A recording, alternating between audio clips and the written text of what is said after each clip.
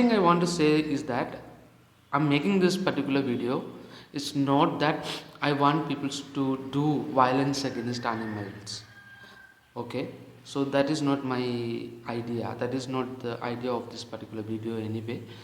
But there are people that are asking, is there any ritualistic background that support jhatka meat for the people who follows or people who like to follow the Sanatana Dharma? Yes, there are ritualistic aspect in the tantras, because tantras are basically deals with the sudden rise of consciousness, sudden rise of energies, sudden rise of kundalini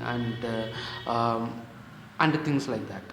So when we look into the Kalika Puranam, there is words are mentioned how to cut the animals in ritualistic way. So we have to avoid you know we have to avoid the continuous suffering of the animal when we cut the animal.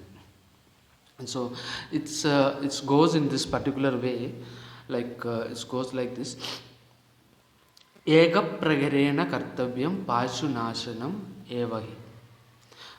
Sorry, एकप्रहरेण कर्तव्यं पाशुचेदनम् एव हि, which means pashu means the neck.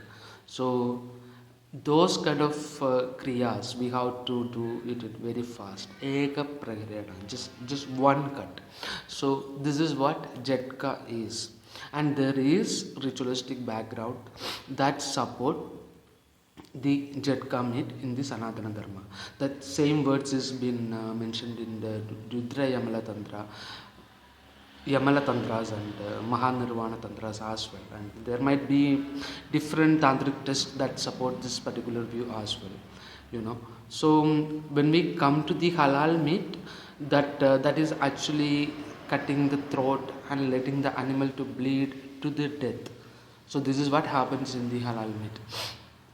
So when we look into that particular scientific point of view, because there is no instruments that can actually record the pain, is still not been developed. So there is very less scientific point of view.